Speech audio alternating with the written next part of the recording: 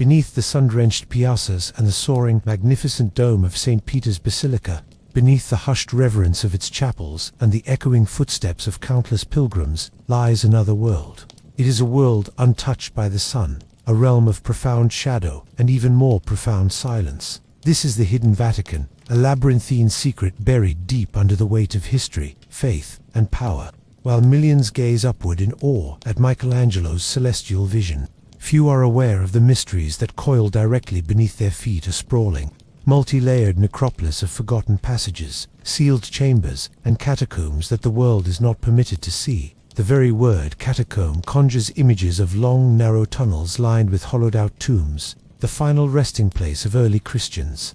And while those exist in the outskirts of Rome, the necropolis beneath the Vatican is something entirely different, something far more ancient and infinitely more complex. It is not a single entity but a strata of history, a vertical cemetery built layer upon layer over centuries. Its story begins not with the birth of Christianity, but in the pagan era, with a Roman circus and a simple cemetery on the Vatican Hill, then a place outside the walls of ancient Rome. It was here, in this humble field, that history was irrevocably altered, and the foundation for the most powerful religious institution in the world was laid not in marble and gold, but in blood and soil. This narrative is an expedition into that depths. We will descend through the layers of time, from the hallowed ground of the Scavi, the excavated ancient cemetery where the tomb of St. Peter himself is believed to rest, to the whispered legends of even deeper, more restricted levels. We will explore the archaeological discoveries that have shaken the foundations of history,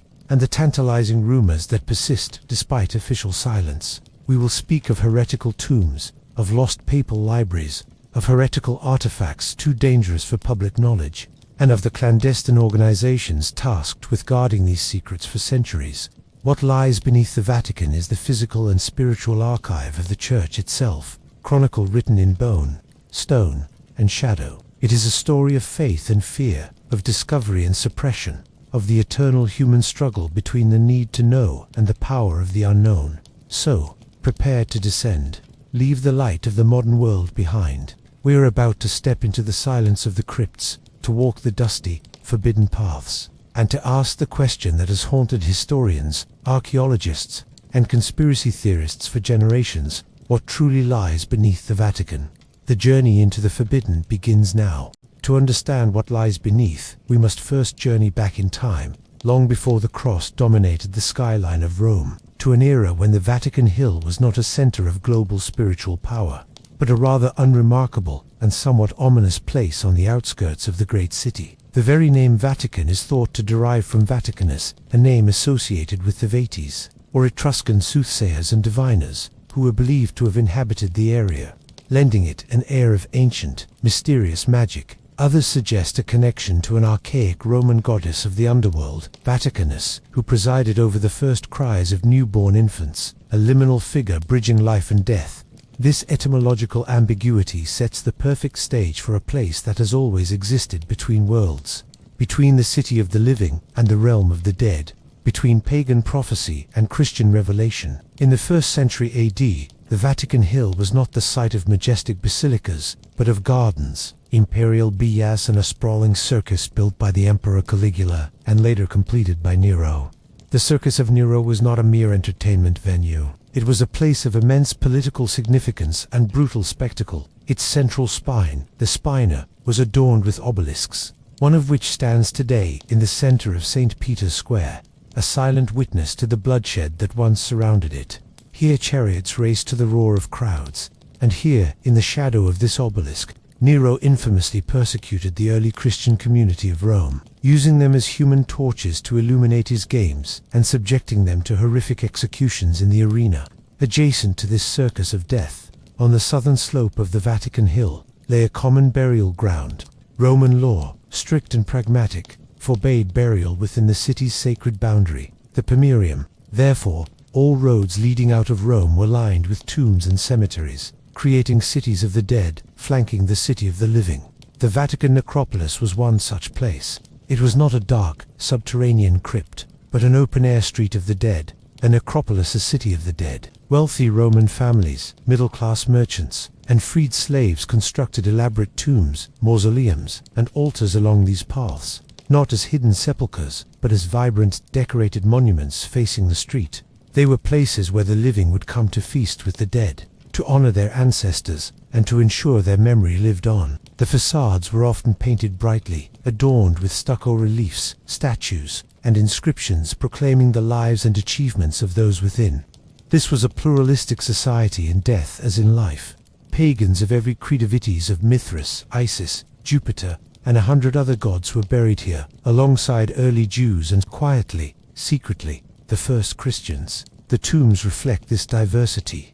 One might feature a depiction of a pagan feast, the next a symbol that could be interpreted as both a pastoral scene and a covert Christian allegory. It was in this active, crowded cemetery, right next to the site of their martyrdom, that the followers of a crucified Jewish preacher from Galilee chose to bury their most beloved leader. They did not do so in a grand mausoleum, for they were a poor and persecuted sect. Instead, they laid his body in a simple grave, a humble trench dug into the earth of a small plot near the circus, marked perhaps only by a small stone or a secret sign known only to them. This act, born of devotion and grief, would forever sanctify this patch of ground. It transformed a pagan necropolis into the most hallowed earth in Christendom. The memory of this burial, fiercely guarded through generations of persecution, became a magnet. Other Christians sought the immense spiritual privilege of being buried ad sanctos near the saints. They began to cluster their tombs around this central, sacred spot, their own humble graves jostling for space near the one they called the Rock. The density of these burials, the sheer weight of veneration, began to change the very topography of the place. The ground level began to rise as new tombs were built atop older ones, a slow geological process of sanctification through accumulation. For centuries, this sacred spot remained a quiet open-air shrine, known only to the faithful. Then, everything changed. The Emperor Constantine, following his historic conversion after the Battle of the Milvian Bridge in 312 AD, embarked on a project that was both an act of monumental faith and an incredible feat of engineering. He decided to build a grand basilica directly over the tomb of St. Peter. This decision sealed the fate of the Vatican necropolis forever. To create a level foundation for his massive church on the sloping hill, his engineers were forced to bury the entire ancient cemetery. They cut off the tops of the existing mausoleums, filled them with earth, and used them as the bedrock upon which to build the new world of Christianity. The pagan city of the dead, with its colorful frescoes and silent gods, was entombed. Its streets were filled with soil, its memories suffocated by stone, and it vanished from human knowledge for over 1,000 years, lying dormant and forgotten directly beneath the altar of the greatest church in the world. The forgotten world was created, waiting for a chance rediscovery. The decision by Emperor Constantine to build his great basilica directly atop the tomb of St. Peter was not merely an architectural choice. It was a profound theological and political statement. It represented the ultimate triumph of Christianity over paganism, a literal and metaphorical building of the new order upon the foundations of the old. But to achieve this vision, his engineers were tasked with what can only be described as one of the most radical construction projects in history: the systematic and deliberate burial of an entire world. The technical challenges were staggering. The Vatican Hill was a slope, entirely unsuitable for the vast, level platform required for a structure of such immense scale. The ancient necropolis, with its myriad of individual mausoleums, family tombs, and winding pathways, was in the way. The solution was as brutal as it was ingenious. Rather than demolishing the cemetery, an act that would have been seen as deeply sacrilegious, given that the tomb of the apostle was nestled within it, Constantine's architects chose to preserve it by entombing it. Imagine the scene. Armies of laborers, thousands of them, swarming over the Vatican Hill. Their task was not to dig, but to fill.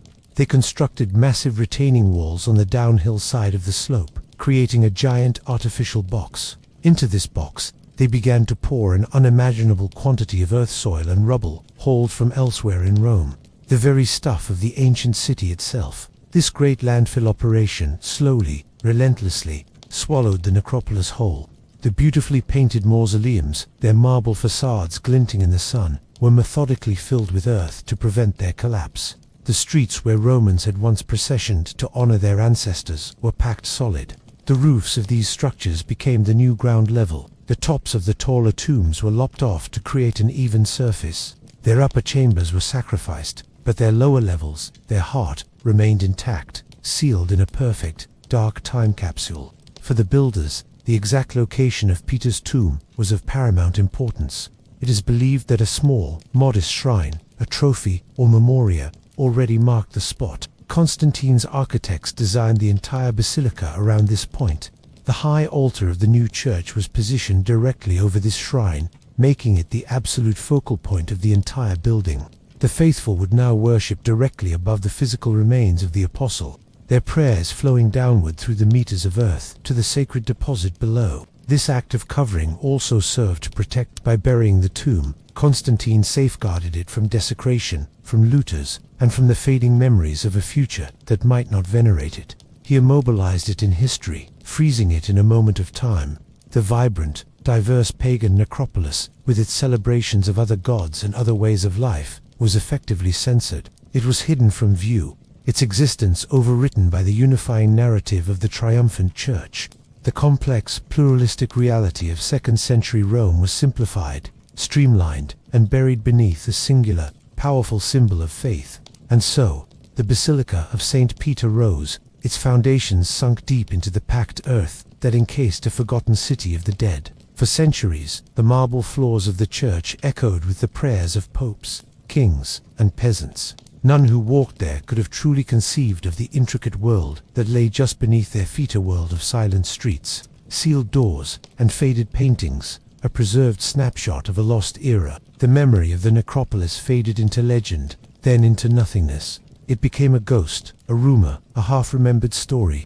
The weight of the basilica, and later of the Renaissance church that replaced it, guaranteed its silence. It was a secret kept not by men, but by earth, stone, and time, waiting for an accidental discovery that would shake the very foundations of the Vatican. For over 12 centuries, the Constantinian Basilica stood as the heart of Western Christendom, but by the Renaissance, it was falling into disrepair, and the ambitions of the popes had outgrown the old structure.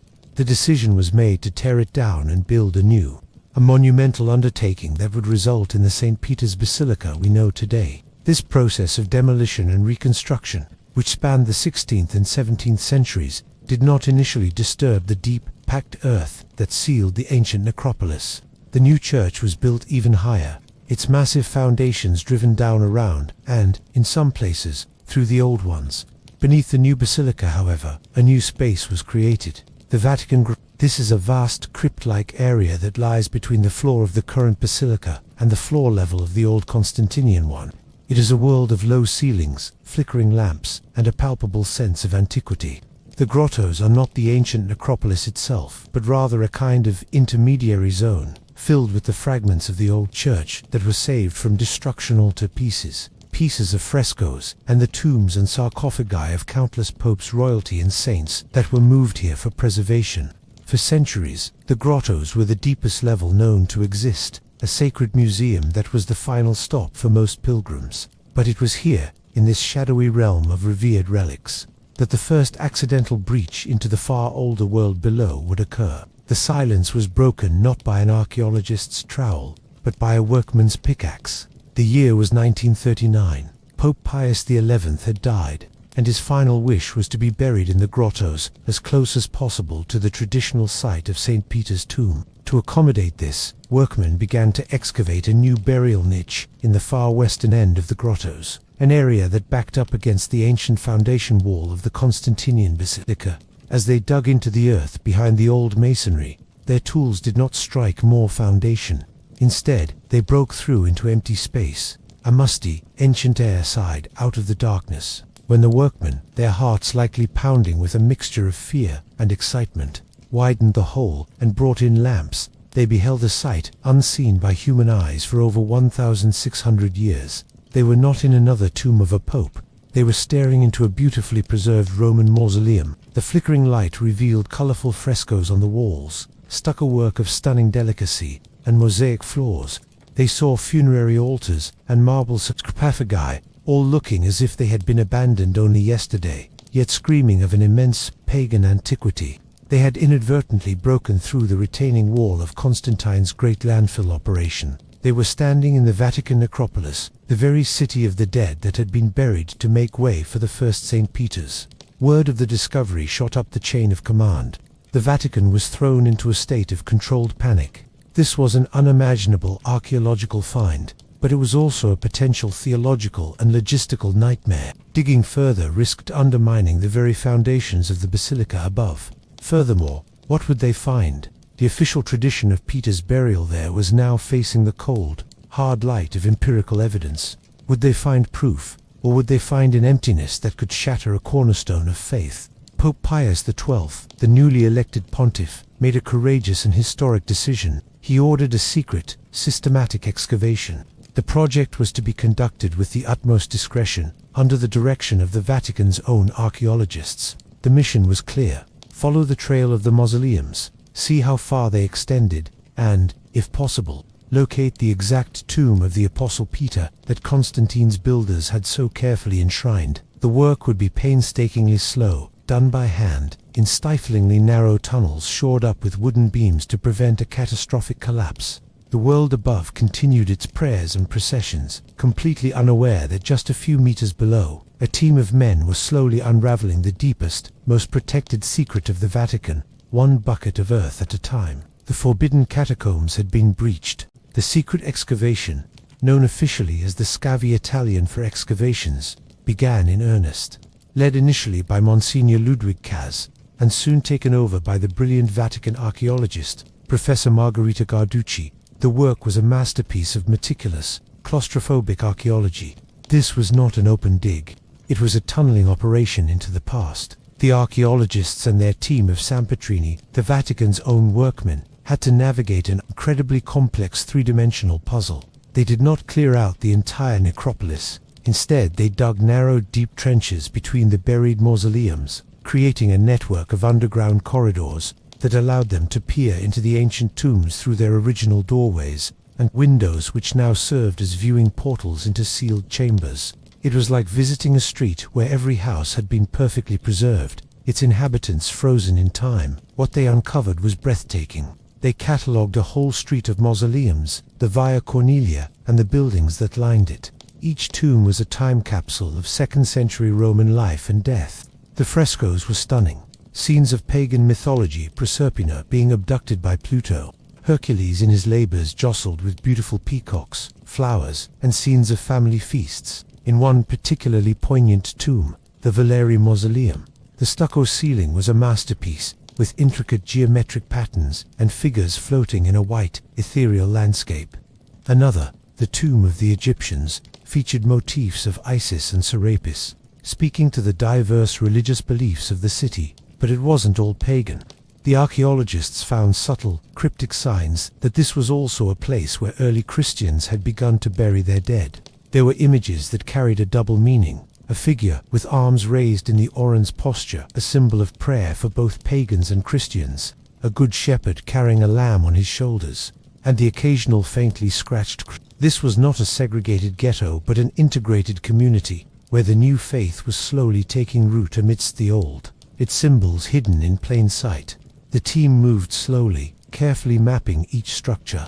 They found cremation urns, ossuaries, and skeletons. They read inscriptions that told stories of love and loss, of freed slaves who had become successful merchants, of soldiers and matrons. The air was thick with dust and history. With every step, they drew closer to the western end of the necropolis, to the area directly beneath the high altar of the basilica above. This was the heart of the search, the place where, according to tradition and the architectural focus of Constantine's church, the tomb of Peter had to be. The tension was palpable. They were no longer just uncovering a history.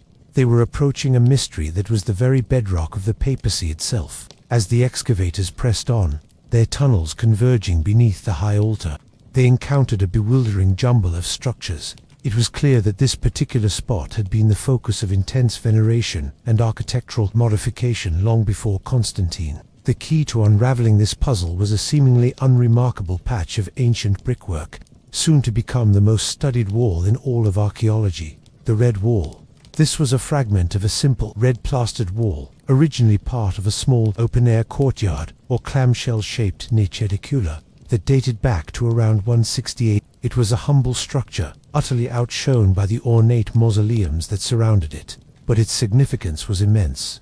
As they cleared the earth around it, the archaeologists made a series of critical discoveries. First, they realized that the two most lavish mausoleums in the entire necropolis, the mausoleum of the Iuli, with its stunning mosaic of Christ as the sun god, and the mausoleum of the Valeri had been carefully and expensively oriented, not on the street, but on this simple red wall. Their very architecture bowed to it.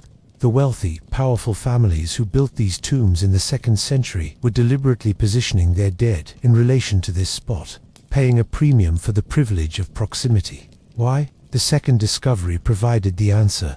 In front of the red wall, the earth was different. It was not the packed fill of Constantine's engineers, but a layer of earth that was visibly, intentionally preserved. This was the original ground level of the early shrine, and embedded in this preserved earth, they found bones. But not just any bones. The excavators, including Monsignor Caz, made a fateful decision, fearing that the fragile remains might be lost or damaged as they dug around the complex masonry. They gathered them up for safekeeping, storing them in wooden boxes marked simply OSS. These were believed to be just more bones from the crowded cemetery. The profound significance of this action would not become clear until years later.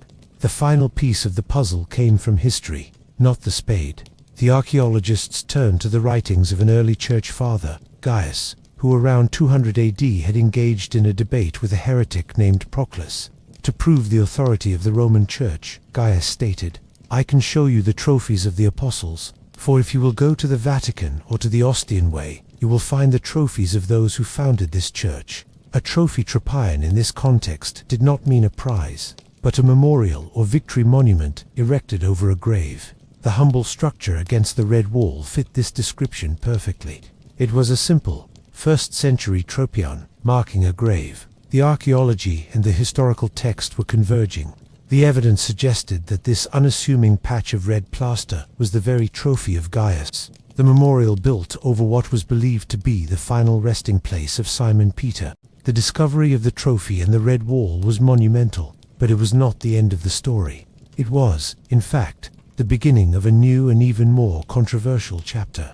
The question remained, were Peter's bones actually there? The historical record suggested that during the persecution under Emperor Valerian in 258 AD, the remains of Peter and Paul had been temporarily moved to a place called the Catacomb of San Sebastiano for safekeeping. Had they ever been returned? This is where the brilliant and determined Professor Margherita Garducci entered the scene in full force. She took over the excavation leadership and began a forensic re-examination of the entire site.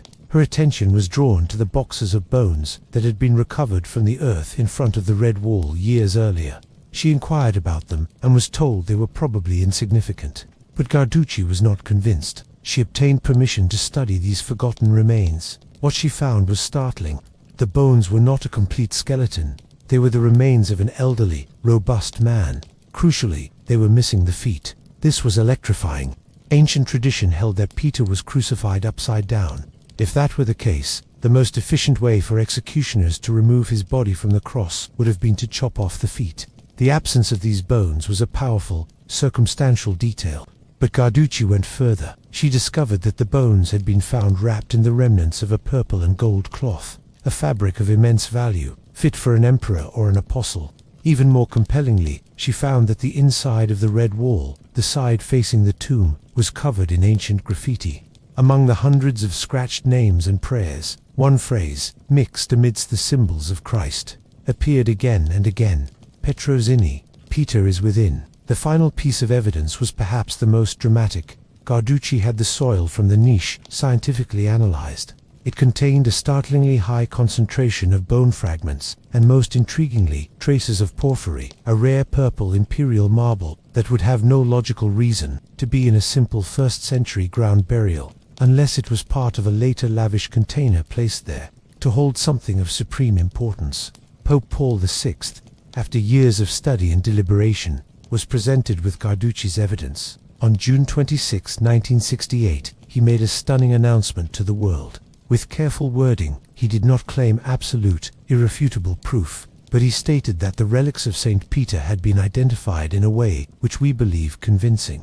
The bones once stored in a simple wooden box were now placed in plexiglass containers and placed back into the niche of the red wall where they reside today, visible to the few who are granted access to the Vatican's official position remains one of cautious affirmation, acknowledging the powerful historical and archaeological evidence without declaring it dogmatic fact. For many, the case is closed. For others, the mysteries are not fully solved. But one thing was certain: the forbidden catacombs had yielded their greatest secret. The physical presence of the apostle, whether one believes it fully or not, had been given a location, a history, and a set of bones. The triumphant announcement regarding Peter's bones seemed to provide a definitive conclusion to the excavations. The central mystery appeared solved. But for those who have studied the labyrinthine depths beneath the Vatican, the story does not end at the Red Wall. In fact, the scientific and historical resolution of one mystery only served to amplify the whispers and legends of what might lie even deeper. The scavy revealed one layer, but persistent rumors speak of others, levels that are even more restricted, guarded by a secrecy that transcends mere archaeological discretion.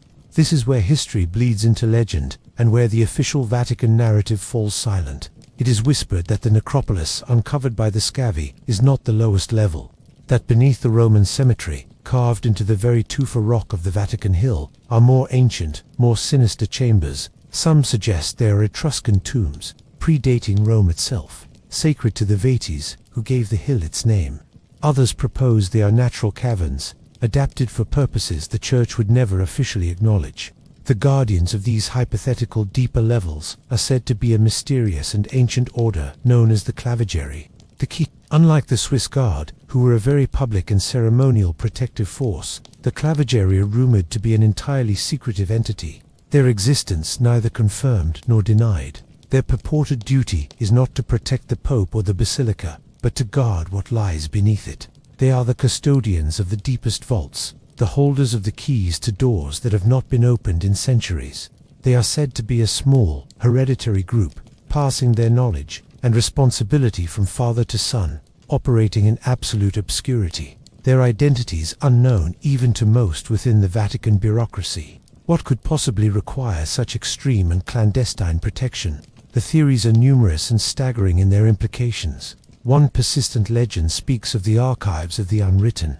This is not the famous Vatican secret archives, which itself contains millions of documents, but a purported deeper repository. It is said to hold heretical gospels and texts that were too dangerous to include in the canonical Bible Gospels, that might present a radically different figure of Jesus, accounts of his early life, or teachings that contradict established doctrine. It is also rumored to contain the libraries of pagan emperors, the complete works of historians whose writings were lost to time, and knowledge from the ancient world that was deemed too powerful or too threatening to the developing church to be allowed to survive in the public consciousness. Another, more chilling theory, suggests these lower levels house the ossuary of the fallen gods. This is the notion that the Vatican, in its long history, collected not just texts, but artifacts. Could the Ark of the Covenant, lost after the destruction of the First Temple, have found its way to Rome and then into the deepest vaults for safekeeping? What about the remnants of the Temple of Jerusalem, or idols and sacred objects from conquered pagan religions, buried not out of reverence, but as a symbol of their defeat and subjugation under the cross? The weight of such objects, both physical and spiritual, would be immense, and their potential discovery would shake the foundations of multiple faiths. Then there are the biological legends. Some tales speak of a vast, subterranean botanical garden preserving extinct plants mentioned in the Bible, or a seed bank of unimaginable antiquity. Others, far darker, whisper of things that should not be vive remains, that are not entirely human, of biological anomalies found in the deepest excavations and immediately sealed away from all light and inquiry. These are the stories that fuel the most outlandish conspiracy theories, yet they persist. A testament to the human desire to believe that the ultimate secret must be something living, something monstrous, something alive in the dark. Whether these deeper levels exist in physical reality or only in the shadowy realm of myth is the greatest unanswered question. The Vatican's absolute silence on the matter, its refusal to even entertain the possibility, is, for believers in the legends, the most compelling evidence of all. Why such staunch resistance to further exploration if there is nothing more to find? The official answer is the structural integrity of the basilica. The unofficial answer, whispered in the corners of the world, is that some doors are closed for a reason, and some keys are held by the clavigeri, because what they lock away is not meant for the eyes of man. Even with the official story of the scavi and the identification of Peter's relics, the excavation beneath St. Peter's Basilica leaves behind a tangled web of unresolved questions and scholarly debates. The narrative is not a clean, linear path to truth, but rather a complex tapestry where threads of fact, faith, and interpretation are tightly woven together, often obscuring the final picture. The first and most significant debate surrounds the bones themselves. Not all archaeologists and historians accepted Margherita Garducci's conclusions. Critics pointed out that the bones were found not in a sealed, identifiable container, but loose in the earth of the graffiti wall niche. Furthermore, the initial removal of the bones by Kaz, though well-intentioned, violated all modern archaeological protocols, forever muddying the precise context of their discovery. The bones of an elderly, robust man are not uncommon in any ancient cemetery. The missing feet are compelling, but not conclusive proof of crucifixion in that manner. Other taphonomic processes could explain their absence. The Peter is within graffiti is powerful, but its interpretation is subjective. Could it be a spiritual declaration rather than a literal one? The Vatican's position remains one of convincing evidence, a careful term that acknowledges the room for doubt, even as it affirms belief. Beyond the bones, the necropolis itself raises profound questions about the early church. The discovery that Peter was likely buried in a common pagan cemetery, surrounded by non-Christians, challenges the simplistic narrative of immediate and total separation between the faiths. It suggests a period of fluidity and coexistence, where the boundaries were porous. This integrated beginning is a more complex origin story than one of immediate and clear division. What does this say about the earliest Christian community in Rome? Were they a group hiding in fear, or were they, at least in death, part of the broader Roman social fabric? The Vatican necropolis shows us that the history of early Christianity is messier and more interesting than often portrayed. The existence of the magnificent mausoleums, like that of the Valeri and the Iuli, so close to the Apostles' tomb, also poses a question. Who were these powerful people who chose to be buried near a Christian shrine decades before Constantine? Were they secret Christians? Were they sympathetic fellow travelers? Or were they merely wealthy Romans who chose a plot of land without any knowledge of the humble tomb nearby? Their architectural alignment on the Red Wall merely a coincidence of surveying? We may never know, but their presence complicates the story, adding layers of social and economic intrigue to the spiritual narrative. Finally, the very nature of the excavation invites skepticism. The dig was conducted entirely in secret by the Vatican itself. While their archaeologists are renowned professionals, the lack of independent, outside verification at every step has always been a point of contention for the wider academic world. The Vatican controls access to the scavi, absolutely. Only a tiny fraction of the millions of yearly visitors are allowed to descend, and they are led on a tightly controlled path. The raw data, the full photographic archives, the complete analysis of every bone fragment and soil sample, these are not available for peer review. This control fosters an environment where rumors of deeper levels and hidden artifacts can flourish, because the institution itself is so opaque. The journey beneath the Vatican, therefore, does not end with a definitive answer. It ends with a choice. One can choose to accept the official narrative, supported by compelling archaeological and historical evidence. Or one can get lost in the labyrinth of rumors, legends, and unanswered questions that the very secrecy of the place encourages. Perhaps both are true in their own way. The physical evidence of the scavi grounds the story in reality, while the enduring myths speak to a deeper, more primal human truth, that what lies beneath the foundations of our greatest institutions is not just stone and bone, but the immense unsettling and eternal weight of the unknown. Our expedition through the forbidden catacombs concludes here, not in the bright light of resolution, but in the profound and echoing silence of the depths. We have descended through layers of time, from the bustling Roman street of the dead to the humble Trappeion of Gaius, from the courageous excavations of the 20th century to the whispered legends of the clavigeri and their unseen charges. We have seen how a simple burial in a common field became the axis mundi of the Catholic world, a spot so powerful that an emperor buried an entire city to honor it, and then built a church upon the grave. We have witnessed the accidental rediscovery of that lost world, and the painstaking process of decoding its secrets. We have stood before the Red Wall and contemplated the bones within, the tangible physical link to a fisherman from Galilee, whose death gave birth to an empire of faith. But we have also sensed the limits of our knowledge. The Vatican, in revealing one secret, guards countless others with an impenetrable silence. This silence is not merely an absence of sound, it is an active, powerful force. It is the silence of centuries of tradition, of theological caution, of political prudence, and perhaps of genuine fear of what deeper exploration might unleash structurally, theologically, or spiritually. What truly lies beneath the Vatican? The answer is multifaceted. It lies in the historical reality of the Scavia, breathtakingly preserved Roman necropolis, and a compelling, if not irrefutable, case for the tomb of Peter. It lies in the faith of billions for whom this spot is holy ground, their belief transcending the need for archaeological proof. And it lies in the dark soil of human imagination, where legends of hidden archives, fallen artifacts, and forbidden knowledge grow like roots seeking water, forever probing deeper into the darkness. The forbidden catacombs, therefore, are more than a physical place. They are a metaphor. They represent the hidden foundations of history, the buried truths that underlie our most accepted narratives.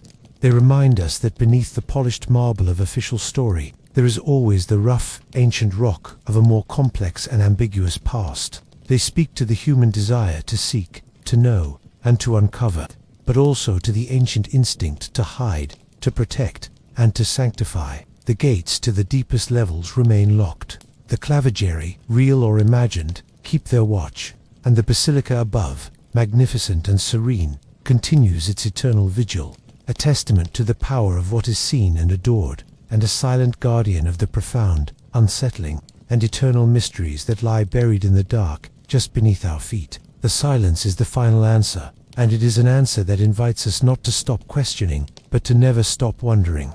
As the excavators of the Scavi meticulously documented each discovery, they uncovered more than just the story of early Christian veneration.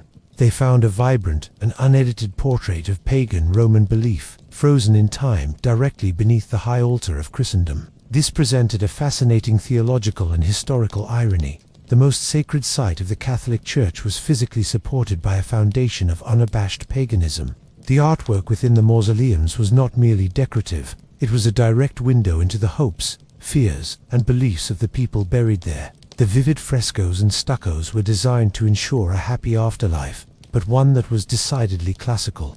In the tomb of the Valeri, the stunning stucco ceiling depicts a progression of the soul. It begins with figures of cupids and Psyche, souls depicted as butterflies, and culminates in a central scene often interpreted as the apotheosis of the deceased, their ascent to become a god among the stars, a concept utterly foreign to Christian theology. Elsewhere, the image of Hercules, the demigod who achieved immortality through his labors, appears as a popular symbol of hope for overcoming death. The beautiful peacocks, which adorned many tombs, were symbols of Juno and represented the incorruptibility of the soul, a belief Christianity would later adopt and redefine. In the tomb of the Egyptians, the presence of the deities Isis and Serapis spoke to the thriving importation of Eastern mystery cults into Rome, offering initiates a promise of salvation and rebirth that directly competed with the growing Christian message. This creates a profound and layered narrative. The early Christians who chose to bury their dead near Peter were not inserting themselves into a blank slate. They were placing their hope for a resurrection through Christ into a landscape already teeming with other hopes, other resurrections, and other saviors. The proximity suggests not a bold conquest of the space, but a quiet, confident assertion of their faith amidst a pluralistic society. They were, in a sense, engaging in a silent dialogue with their pagan neighbors, a dialogue about death, the soul, and what lies beyond that was literally cemented over by Constantine. The Vatican necropolis thus challenges a simplistic view of history, where paganism was instantly erased by Christianity. Instead, it shows a gradual and complex transition. The symbols of the old world were not demolished. They were simply built over, preserved intact. their voices muffled by soil and stone, but never entirely silenced. They remain there today, a beautiful, haunting chorus of ancient belief, echoing perpetually beneath the petrol Eucharist, a reminder that faith has always taken many forms, and that the sacred ground of the Vatican is, and has always been, a palimpsest of human devotion. The discovery of the scavi presented the Vatican with an unprecedented dilemma, a tightrope walk between archaeological honesty, theological safeguarding, and structural necessity. The man at the center of this storm was Pope Pius XII, a deeply intellectual and theologically cautious pontiff, whose papacy would be forever linked to the pace's secrets unearthed beneath his feet. His handling of the excavation reveals the immense weight of responsibility that comes with guarding such a history. The first and most pressing concern was structural. The entire weight of Michelangelo's dome, of Bernini's Baldacchino, of the immense edifice of St. Peter's, presses down upon the ancient necropolis. Digging was an incredibly dangerous operation. A misstep, a poorly supported tunnel, could trigger a catastrophic subsidence. Every bucket of earth removed had to be replaced with a calculated equivalent of support beams and shoring. The excavation was, in effect, a high-stakes engineering project to secretly underpin the most important church in the world, while simultaneously unraveling its origins. The second concern was theological. What if they found nothing? The tradition of Peter's burial in Rome is a cornerstone of papal authority. To embark on a search for physical proof was a gargantuan risk of faith. If the tomb was empty, or if the remains were clearly not his, the potential for a crisis of belief was immense. Conversely, even if they found what they sought, it risked reducing a matter of faith to a matter of forensic science. The Church's foundation is revelation and tradition, not archaeological evidence. Pius XII had to navigate the potential devaluation of faith by fact. The third dilemma was one of control. By keeping the excavation entirely in-house, the Vatican ensured it could control the narrative. There would be no sensationalist leaks, no rogue interpretations by secular archaeologists. The message could be carefully managed and presented to the world only when the Church was ready, and only with the interpretation it deemed fit. This secrecy, while understandable from an institutional perspective, is the primary source of the skepticism and conspiracy theories that flourish to this day. It created a vacuum of information that the human imagination is always eager to fill with darker, more elaborate secrets. Pius XII's solution was a masterclass in institutional caution. The excavation proceeded slowly, secretly, and with ultimate papal oversight. The world was told nothing for a decade. When announcements were finally made, they were measured, nuanced, and focused on the archaeological wonder of the pagan tombs first, before ever hinting at the Christian connection. The eventual announcement about Peter's bones was not a triumphant declaration of victory, but a sober statement of belief based on convincing evidence, leaving just enough room for mystery and faith. In this way, the Vatican became the architect of its own secrets, not necessarily by hiding dark truths, but by managing a revelation of light with extreme prudence. The Scavi is not just an archaeological site. It is a monument to a calculated risk, a testament to an institution grappling with the dual responsibility of uncovering its history while protecting its faith. The human psyche is wired for quest. The story of the Vatican necropolis, even with its official conclusions, continues to captivate because it represents the ultimate quest, a tangible search for the foundations of belief itself. This is why the whispers of deeper levels persist, why the figure of the Clavigeri endures in legend, and why the Scavi remains one of the most sought-after pilgrimages in the world. For the faithful, the journey into the Scavi is the culmination of their spiritual journey. It is not about seeing bones or graffiti, it is about proximity. To stand mere inches from the place where the rock of the church was laid, to breathe the air of that first-century burial ground, is to bridge a 2,000-year chasm. It is an act of tangible connection that transcends the intellectual and becomes experiential. It confirms their faith, not through evidence, but through presence. The silence of the necropolis is, for them, a sacred silence, filled not with emptiness, but with the palpable weight of sanctity. For the skeptic and the conspiratorialist, the continued search is driven by a deep-seated distrust of powerful institutions. The Vatican's opacity is seen not as prudence, but as proof of concealment. The official story is viewed as a facade, a comfortable narrative designed for mass consumption, while the real truth, be it heretical texts, archaeological anomalies, or evidence contradicting tradition remains under lock and key. The quest to uncover what they're not telling us is a powerful motivator, a compelling narrative that turns the Vatican into a fortress of secrets waiting to be stormed by truth-seekers. For the historian and archaeologist, the search is never over, because the evidence is never complete. The Scavi only uncovered a small portion of the necropolis. What lies in the other directions, still packed in earth, pressing against the basilica's foundations?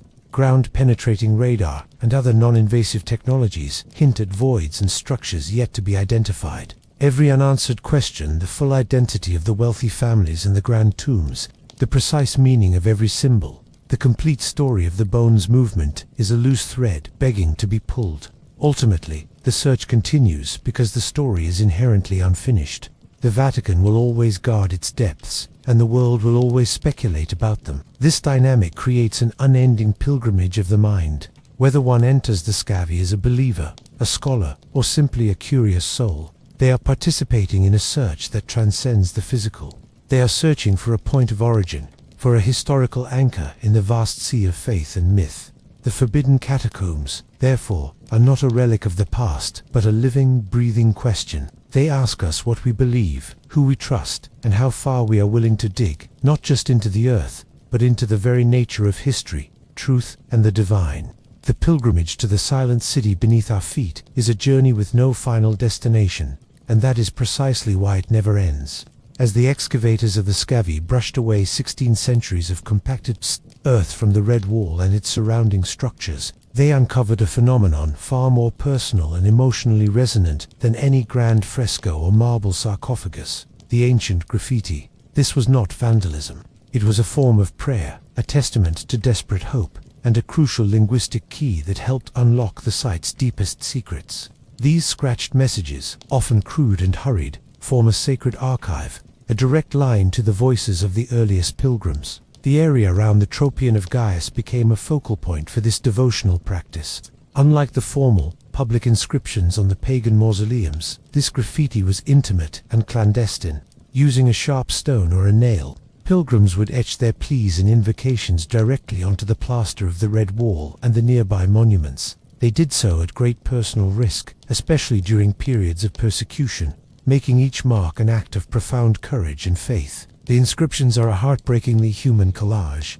There are simple names: Peta, Juta, Peta, Help. There are Christograms, the Chiro symbols scratched next to prayers for intercession. Some etchings are simple drawings: a boat, symbolizing the church or the soul's journey; a fish, the ancient acronym for Jesus Christ; or an anchor, representing hope and salvation. Most significant, however, were the phrases that seemed to answer the central question of the excavation. Among the hundreds of markings, archaeologists found variations of a powerful declaration: Petros Ini, Greek for Peter is within. This was not a single, formal inscription, but a recurring theme, appearing multiple times and in different hands over a period of centuries. It indicated a living oral tradition that this specific spot was believed to hold the physical remains of the apostle. This collective testimony from the 2nd, 3rd, and 4th centuries was, in many ways, more powerful than any single artifact. It showed an unbroken chain of belief, a whispered secret passed down from one generation of the faithful to the next, all pointing to the same unassuming patch of wall. The graffiti also reveals the cosmopolitan nature of early Christianity in Rome. The prayers are written not just in Latin, but in Greek, the lingua franca of the Eastern Empire and the original language of the New Testament. This points to a diverse community of believers, from different social classes and cultural backgrounds, all drawn to this same spot. These whispering walls transformed the site from an archaeological dig into a place of palpable human emotion. They are the voices of the powerless, the sick, the grieving, and the hopeful, who risked everything to touch the divine. They did not have access to the great basilica that would later be built above them. They had only this humble shrine, this red wall, and their unwavering belief that a fisherman from Galilee who had died for his faith could hear them. Their etched prayers, preserved by the very earth that buried them, are the most authentic and moving relics of all. They are the enduring proof that long before the papacy, before the empires and theologies, the heart of the Vatican was, and remains, a simple place of prayer. Towering over St. Peter's Square, At the very center of the great ellipse, embraced by Bernini's colonnades, stands an ancient Egyptian obelisk, its granite peak, once capped with a bronze sphere believed to hold the ashes of Julius Caesar, now bears a cross. This monolith is the only structure in the square that predates the basilica itself, and its journey is a silent, stone witness to the entire history we have traversed. It is the ultimate symbol of transformation, a pagan artifact captured and baptized into the service of the new faith, and its shadow falls directly upon the entrance to the hidden world below. This obelisk did not originally stand in the square. It was the central ornament of the spina of Nero's circus, the turning point around which chariots raced, and where countless Christians, including Peter according to tradition, met their gruesome deaths. It stood as a stark monument to imperial power and persecution, drenched in the blood of martyrs. For over 15 centuries, it remained a silent witness to the games and the atrocities, until the ambition of Pope Sixtus V in 1586 demanded its move. Using an incredible feat of engineering involving 900 men, 140 horses, and 44 capstans, the architect Domenico Fontana orchestrated its relocation to the center of the new square. The operation was so dangerous that the Pope ordered silence on pain of death, and it is said that a lone sailor broke the silence to shout water on the ropes, to prevent them from snapping, saving the day and earning a papal pardon.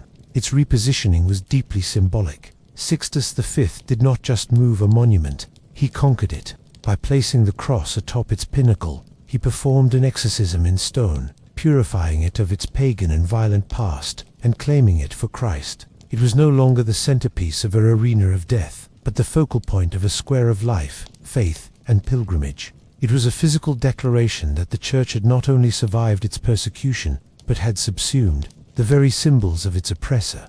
But its significance runs even deeper.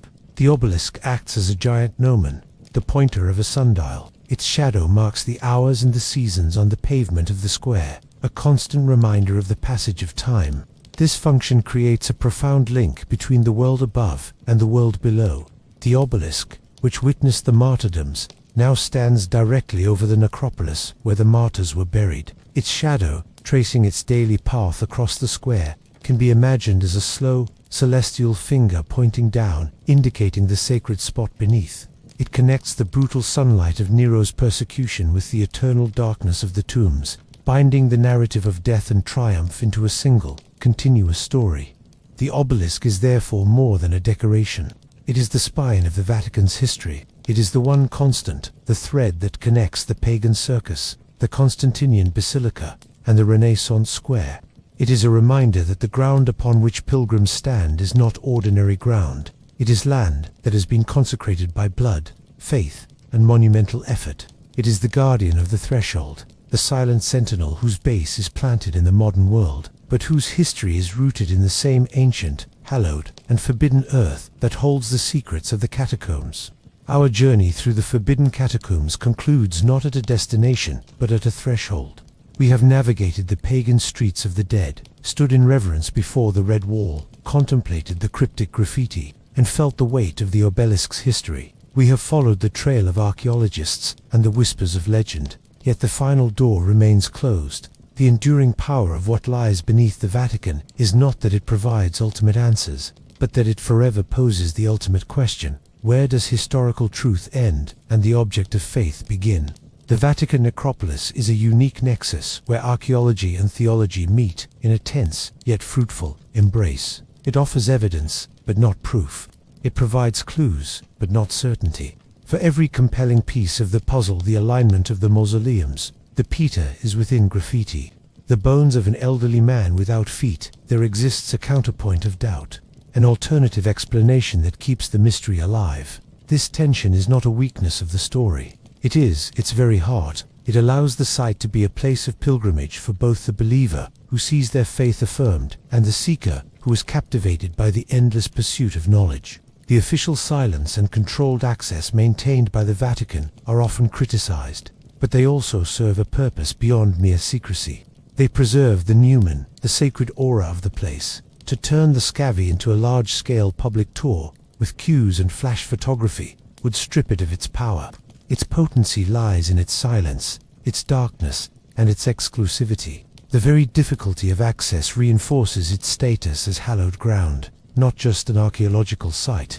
It is a reminder that some things are meant to be approached with reverence, not entitlement. Ultimately, the forbidden catacombs remind us that the past is not a corpse to be dissected, but a presence to be encountered. The bones, the walls, the graffiti, they are not just data points. They are relics of humanity's timeless struggle with mortality, meaning, and the divine.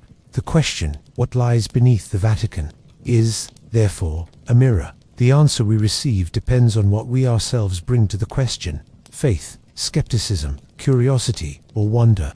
The real treasure of the catacombs may not be a lost ark or a heretical gospel. It may be the simple, profound lesson that history is layered, truth is complex, and belief is resilient. The secrets are kept, not because they would destroy faith, but because they would simplify a mystery that is meant to be eternal. The silence beneath the basilica is the silence of a sacred conversation that began millennia ago. A conversation between a man and his God, between a community and its rock, between the living and the dead, and that conversation continues, undisturbed, in the dark, inviting us to listen, but never promising to speak plainly.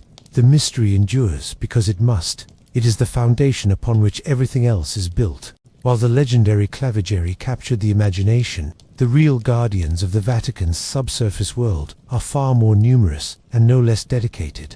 They are a silent army of architects, engineers, archaeologists, and restorers whose lifelong work is not merely to study the underground, but to ensure its survival. Their battle is not against mythical threats, but against the relentless, invisible forces of entropy, humidity, mold, structural stress, and the very breath of the visitors they cautiously admit.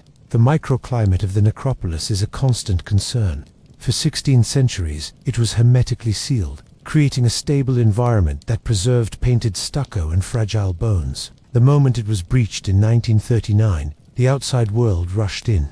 The humidity from the nearby Tiber River, the carbon dioxide from human respiration, and fluctuations in temperature began a slow, insidious attack on the pigments and materials that had survived millennia. The modern custodian's primary war is fought with dehumidifiers, sophisticated climate control systems, and sensitive monitors that track the air's slightest changes.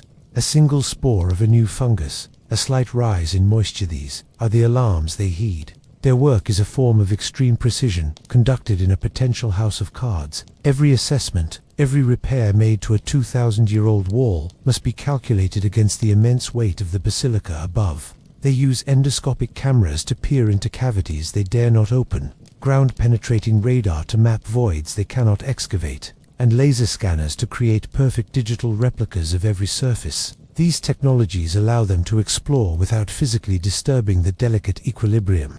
They are not just preserving history, they are perpetually negotiating a truce between the past and the present, ensuring that the desire to know does not trigger a collapse that would destroy the very thing they seek to understand. These men and women are the true Clavigeri. They hold the keys to a different kind of knowledge: the engineering data, the conservation reports, the high-resolution scans. Their vow of secrecy is not about hiding dark truths, but about protecting fragile truths from the damage of too much attention. They have seen things no one else has: a hidden inscription revealed by a new scanning technique, a previously unknown structural support beam from the Constantinian era. And their stories are traded in professional journals and quiet conferences, not in public forums. They are the sober, scientific counterpoint to the fiery legends, the ones who understand that the deepest secret of the Vatican subterranea is its breathtaking fragility. Their sacred duty is to ensure that the whispers from the past do not fade away entirely, that the silent city does not crumble into dust under the weight of the world it helped create. The story of the Vatican necropolis is often told as a closed-loop, hidden world beneath a church, but its influence is not confined to its subterranean chambers. The discovery of Peter's purported tomb sent ripples out across the globe, profoundly shaping 20th-century archaeology, interfaith dialogue, and even the modern identity of the Catholic Church itself. Before the Scavi, biblical archaeology was often a treasure hunt, focused on proving the literal truth of Scripture. The meticulous, scientific, and multidisciplinary approach pioneered by the Vatican archaeologists, though secretive, set a new, higher standard. It demonstrated the necessity of combining history, epigraphy, art history, and forensic anthropology to interpret a site. The intense debate over the bones, far from being a negative, became a celebrated case study in how science and faith can interact, argue, and ultimately enrich one another. It showed the world that the Church was not afraid to put its most cherished traditions to the test, lending a new credibility to its engagement with the modern world. Furthermore, the discovery of the pagan necropolis, so intimately intertwined with the Christian shrine, forced a theological reckoning. It provided undeniable physical evidence of the Church's deep roots in the Greco-Roman world. This helped fuel a movement within Catholicism to acknowledge its debt to other cultures and faith traditions. The Vatican, the Second Council, happening concurrently with the final stages of the Scavi's interpretation, echoed this newfound historical awareness. Its documents on ecumenism and the relationship with non-Christian religions reflect a Church more conscious of its place in a broader human story, a perspective literally dug up from beneath its own foundations. On the most practical level, the tomb became a powerful symbol of unity for a fractured world. For Catholics, it was a physical anchor, a tangible connection to the apostolic age that strengthened their identity. For other Christian denominations, especially those skeptical of papal authority, it provided a historical point of reference that was undeniable. It became a place for ecumenical dialogue, a common ground literally, that all could agree was significant. Even for non-Christians, the site stands as a monument to the universal human practices of burial, memory, and the search for meaning beyond death. The humble trench grave on the Vatican Hill did not just hold a body, it held the seed of an idea that would grow to envelop the globe. Every time a pope speaks from the loggia of St. Peter's, he stands directly over that seed. Every prayer uttered in the basilica soaks down into the earth that contains it. The necropolis is not a relic, it is a reactor, a place where the past is perpetually converted into present meaning. Its power lies not in what is hidden there, but in what has emerged from it. A more historically grounded, scientifically engaged, and ecumenically open Church, forever shaped by the silent enduring witness of the bones and the stones beneath its feet. The excavation was not the end of a story, but the discovery of an origin point that continues to generate new meaning, proving that the most powerful forces in human history are often the ones we cannot see.